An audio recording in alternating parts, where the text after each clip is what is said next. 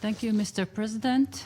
First of all, I would like to thank the Danish presidency for convening this meeting and the Foreign Minister of Denmark for presiding it.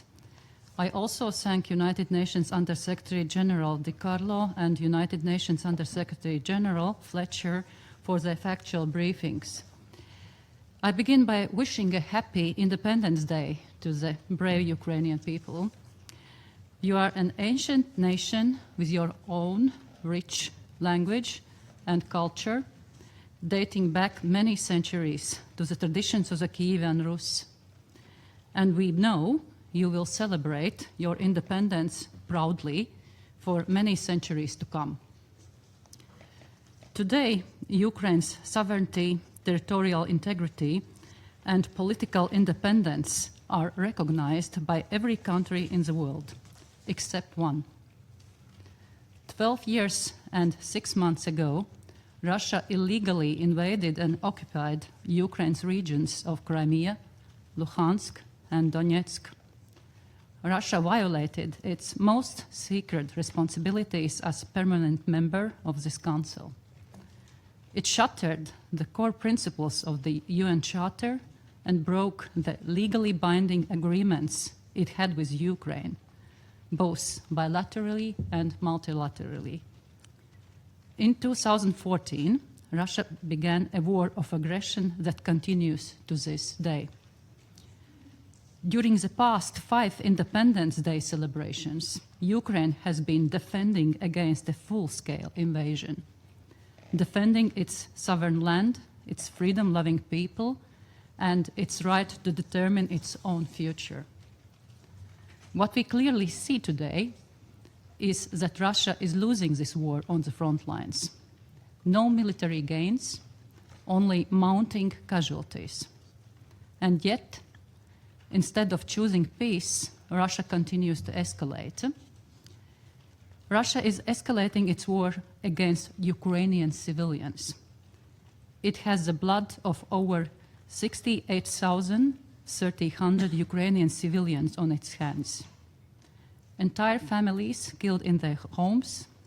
Recently, people buying groceries and emergency workers shamelessly targeted in a double-tap attack on a shopping mall.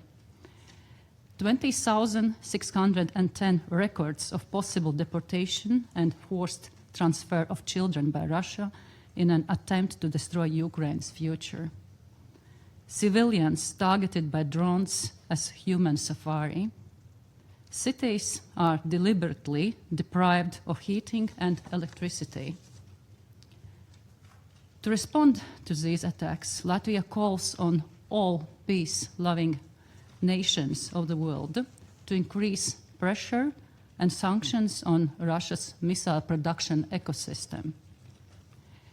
Mr. President, Russia deliberately undermines global food security.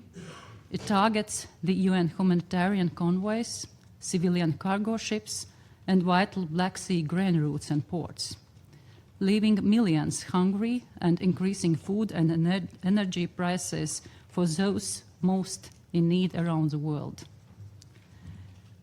Russia is exploiting socially vulnerable populations in Africa, Asia, and Latin America, manipulating, coercing, and sending thousands of foreign nationals to die in an unwinnable war, oftentimes literally in a matter of minutes.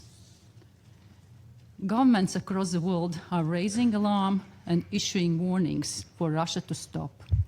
No son or daughter should have to die for the sake of Russia's colonial war of conquest. Russia is now also escalating its reckless and dangerous actions against neighboring countries and issuing threats against those supporting Ukraine's right to self-defense. We stand united and take Russia's threats and hybrid actions against us and our allies very seriously. We must act together, and we must act with resolve to stop this.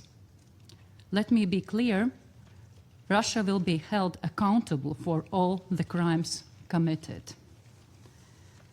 We urge all countries to support international accountability mechanisms, including the Special Tribunal for the Crime of Aggression, to ensure that those responsible for the crime of aggression are brought to justice.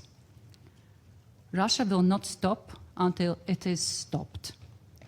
The time for an immediate, full, and unconditional ceasefire is now.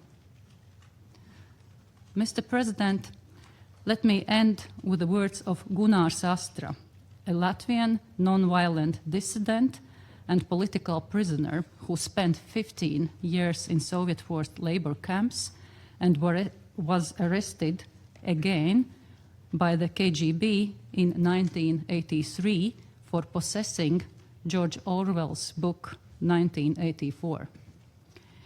I quote, "I believe that this time will pass like an evil nightmare.